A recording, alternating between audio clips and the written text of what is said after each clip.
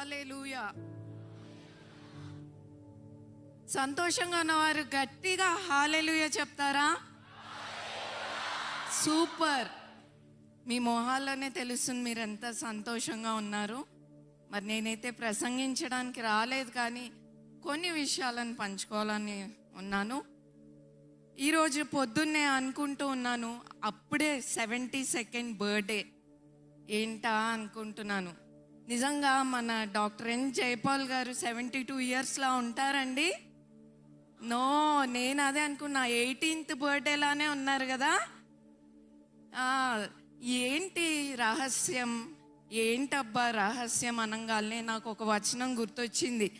అదేంటంటే యెషయా గ్రంథం 40వ అధ్యాయంలో చూసినట్లయితే 31వ వచనం, యెహోవా కొరకు ఎదురు చూచువారు నూతన బలము పొందుదురు, వారు పక్షిరాజు వలె రెక్కలు చాపి పైకి ఎగురుతురు, అలయక పరిగెడుతురు, సమ్మసిల్లక నడిచిపోదురు.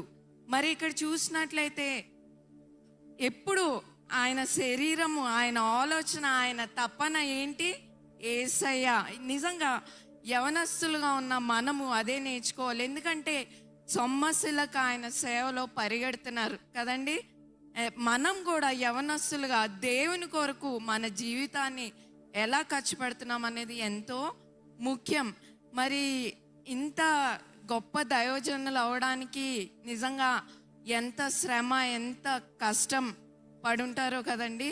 Without pain there is no gain. అంతేకాదు, ఆ పెయిన్ని మనం ప్రాపర్గా హ్యాండిల్ చేసినప్పుడు మన లైఫ్ ఒక గొప్పతనానికి నడిపిస్తుంది. దానికి నిదర్శనం ఎవరంటే జైపాల్ గారు కదండి. మరి ఇక్కడ ఎంతమంది యవనస్తులు ఉన్నారు? ఒకసారి చేయి ఎత్తి చూపిస్తారా? అందరూ యవనస్తులే. మరి అంకుల్ జీవితం ఎంతమంది అంటారు మా జీవితంలో ప్రభావితం చేశారన్నవారు చేతులే చూపిస్తారా?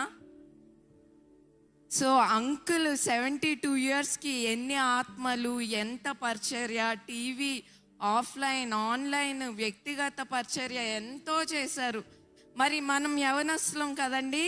మరి ప్రభు కోసం మీరేం చేస్తున్నారు? ఈరోజు మనల్ని మనం ప్రశ్నించుకోవాల్సిన సమయం. కాబట్టి ఆయనలాగా ఎప్పుడు ఆయన ధ్యాస, ఆయన తపన యేసయ్యే. మరి ఎంత తింటారు తెలుసా? మా బాబు తిన్నంత తింటారు, ఇంత అన్నము, ఇంత కూర తింటారు. నిజంగా అంత ఓపిక ఎక్కడి నుంచి వస్తుందో నాకు అర్థం కాదు. ఒక్కొక్కసారి వడ్డిచ్చేటప్పుడు అన్నం పెడితే 1 స్పూన్ వేసుకుంటారు, కొంచెం కర్రీ ఇంత తింటారు. ఇది చాలా మోసం మావయ్య గారు, మీరు ఇలా తింటామని అంటాను నేను. ఎందుకంటే అసలు ఆ ఎనర్జీ లెవెల్స్ కానీ, ఆయన తక్కువ తింటారు, ఎక్కువ పని చేస్తారు. మనం ఎక్కువ తింటాం, తక్కువ పని చేస్తాం. మనం తక్కువ ప్రార్థన చేస్తాం, ఎక్కువ దేవుడి దగ్గర అది దయచే ఇది దయచే అని అడుగుతాం. నిజంగా ఆయన దగ్గర నుంచి నేర్చుకోవాలి. మరి ఆయన ఎప్పుడు దేవుని వైపే చూస్తున్నారు కాబట్టి ఆయన పక్షిరాజు వలె పైకి ఎగురుతున్నారు. అదే సీక్రెట్ అండి. ఈ మధ్య ఆ సీక్రెట్ తెలియట్లేదు. అందుకే అలయక సొమ్మసిల్లక పరిగెడుతున్నారు ఆయన. మరి ఈరోజు ఇక్కడ ఉన్నారు, ఇంకొక రోజు ఇంకొక చోట. ఇన్ని ప్రయాణాలు ఎలా చేస్తున్నారు వయసుకి సంబంధం లేకుండా? నిజంగా మనము నేర్చుకోవాల్సిన వారుగా ఉన్నాం. 2 థింగ్స్ అంకుల్లో నాకు చాలా నచ్చినవి మీతో పంచుకోవాలనుకుంటున్నా. అదేంటంటే మొదటిగా కన్సిస్టెన్సీ అంటే స్థిరత్వం. మనం చాలామంది చాలా పనులు చేస్తాం, ఇది చేయాలి, ఈ రోజుకి ఇది స్టార్ట్ చేశాను, ఇంకా ఇది నడుచుకోవాలి అని. Consistency is a rare jewel. మరి Jaipal uncle he is a gem of consistency. గట్టిగా చప్పట్లు కొడతారా? నిజంగా ఆయనంత కన్సిస్టెన్సీ. రెండవది పట్టుదల. ఏ విషయంలో? ఈ లోక విషయాల్లో కాదు, దేవుని వాక్యము, ప్రార్థన, దేవునితో సహవాసం, ఈ 3 కలిగి ఉన్నారు కాబట్టి ఆయన స్థిరంగా మరి పట్టుదలతో దేవుని కొరకు ఇంకా ఎంతో కష్టపడుతున్నారు. మరి యవనస్తులుగా మనకు కావాల్సింది ఏంటంటే, ఒక దినం స్టార్ట్ చేస్తాము, 2 రోజులు చేస్తాం, 3వ రోజు ఇంకా చాలా కష్టపడిపోయాను, అలసిపోయాను అనుకుంటాం కదండి. మరి he's a gem of consistency. మరి ఆయనలో నచ్చే 2 చాలా నాకు నచ్చే విషయాలు, పట్టుదల కలిగి ఉంటారు. మరి ఇంకొకటి చెప్పాలంటే ఆయన ఒక పర్ఫెక్షనిస్ట్.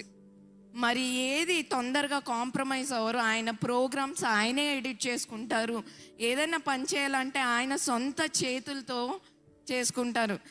చిన్న ఉదాహరణకు చెప్తాను. ఉట్టి సేవ మాత్రమే కాదండి, వ్యక్తిగత పనులు కూడా సొంతంగా చేసుకుంటారు. మరి ఆయన పేరులానే ఆయన బర్త్డే కూడా ఎక్స్ట్రాడినరీ కదండి, 29th. మరి ఆయన చేసే ప్రతి పని ఎక్స్ట్రాడినరీగా ఉంటుంది. మా పెళ్ళైన కొత్తలో ఒక చిన్న విషయం మీతో పంచుకోవాలి. సరే, అప్పుడు మాకు కొత్తగా పెళ్ళైంది. ఒకసారి ఆయన గదిలోనికి వెళ్తే బట్టలు ఆరేసుకుంటున్నారు. నేను ఆశ్చర్యపోయాను, ఏంటి ఇంత పెద్ద మనిషి ఆయన బట్టలు ఆయనే ఆరేసుకుంటున్నారు. అవి ఎలా ఆరేస్తున్నారు తెలుసు, ఇస్త్రీ చేసినట్టు ఉన్నాయి. అసలు అవి ఉతికినట్టు లేవు, ఇస్త్రీ చేసి ఆరేస్తున్నారు. ఓహో, ఆ ఒక వ్యక్తి ఒక గొప్పతనము ఈ చిన్న చిన్న పనుల్లోనే తెలుస్తుందంటే ఇదేనేమో. మరి ఆయన గది ఎంత శుభ్రంగా పెట్టుకుంటారో, ఆ పుస్తకాల ర్యాక్, ఒక ఆర్డర్, ప్రతిదీ చాలా ఆర్గనైజ్డ్. అంకుల్ దగ్గర చాలా నేర్చుకున్నా. అంతేకాదు, మరి ఎప్పుడైనా ఏదైనా స్నాక్స్ వండుకొని తీసుకెళ్ళినప్పుడు ఒకసారి తొంగి చూస్తూ ఉంటాను, ఏం చేస్తున్నారబ్బా అని. చక్కగా బైబిల్ ఓపెన్ చేసి పెన్సిల్లో పెన్ పట్టుకొని అండర్లైన్ చేస్తూ చదువుతూ ఉంటారు. గంటలు కొద్దీ చదువుతూ ఉంటారు. ఆశ్చర్యకరమైన విషయం ఏంటి తెలుసా, ఇప్పటికీ మనం ఏదో తూతూ అని చదివేసి అబ్బా బైబిల్ అంతా వచ్చేసింది మాకు అనుకుంటాం. ఇప్పటికీ పెన్ను పట్టి అండర్లైన్ చేస్తూ చదువుతూనే ఉంటారు అంకుల్. మరి ఇప్పటికీ చదువుతూ ఉంటారు. ఇంకొక విషయం అంకుల్లో నచ్చింది ఏంటంటే ఆయన టెక్ సావీ అనొచ్చు. ఎందుకంటే ఓల్డ్ ఏజ్ కదా, ఫోన్ వాడటం రాదు, మాకు అది రాదు ఇది రాదు అంటారు. మరి అంత వయసు అయినప్పటికీ టెక్నికల్గా కూడా ఆయన షూటింగ్కి ఆయనే సెట్ చేసుకుంటారు. రెండోది, ఆయనే ఎడిట్ చేస్తారు. మీరు చూసే కల్వరి దర్శనం అన్ని కార్యక్రమాలు, మరి ఆన్లైన్ ఎడిటింగ్స్ ఆయనే చేస్తారు. అంతేకాదు, సెల్ ఫోన్లో ఇప్పటికీ నాకు ఆశ్చర్యం వేస్తుంది. ఈ మధ్య అంకుల్కి అసలు టైం ఉండట్లేదు. సో మేము టెక్స్టింగే చేసుకుంటున్నాం, నేను అంకుల్ పర్సనల్గా. అయితే చక్కగా నేను ఏదైనా మెసేజ్ వీడియో పెట్టిన వెంటనే రిప్లై ఇస్తారు. నిజంగా ఆయన వయసుతో సంబంధం లేదండి, ప్రతిదీ రెడీ టు లెర్న్ అనమాట. అది ఆయనలో చాలా నచ్చే విషయము. చాలామంది అనుకున్నాం మేము ఓల్డ్ అయిపోయాము, ఇంకా మేము నేర్చుకోలేము. కానీ ఆయనలో నేర్చుకుంది ఏంటంటే we are never too old to learn anything. ఎప్పుడు ఏ వయసుతో సంబంధం లేదు, ప్రతిదీ నేర్చుకునేవారుగా ఉంటారు. మరి ఇప్పుడు మీరు చెప్తారా అంకుల్లో నేను నచ్చిన విషయాలు మీరు చెప్తారా? ఒకటి ఏంటండి, consistency. Is a gem of consistency. మరి అటువంటి స్థిరత్వం మనలో కూడా ఉండాలి, అది దేవుని కొరకు ప్రయాసపడడానికి. రెండవది ఏంటండి, పట్టుదల. మరి ఆయన ఎంతో పట్టుదల, పర్సివరెన్స్ అంటారు కదా, పట్టుదల కలిగిన వ్యక్తి. మరి ఇవి మనం నేర్చుకోవాలి. ఏ పనైనా సంపూర్ణంగా పూర్తి చేసేవారుగా ఉన్నారు. మరి he's never too old to learn anything. ఇప్పటికిప్పుడు అన్ని విషయాలు నేర్చుకోవడానికి ఎప్పుడు హీఈస్ రెడీ టు లెర్న్. మరి ఆయన దగ్గర చిన్నవారు వచ్చిన వారు చెప్పే విషయాలు, ఇన్పుట్స్, ఆయన ఎంతో మహాజ్ఞాని, బైబిల్ నుంచి వచ్చే జ్ఞానం. అయినప్పటికీ అన్నిటినీ తీసుకుంటారు, అన్నీ నేర్చుకోవడానికి ఎప్పుడు ఓపెన్ మైండ్తో ఉంటారు. చాలా అటువంటి ఎక్స్ట్రాడినరీ పర్సన్ని, one of the extraordinary persons అనొచ్చు. మరి ఈ దినాన అంకుల్ గారి గురించి కొన్ని విషయాలను మీతో పంచుకోవటానికి దేవుడు ఇచ్చిన అవకాశాన్ని బట్టి దేవునికే కృతజ్ఞత స్తుతులు చెల్లిస్తున్నాను. Thank you.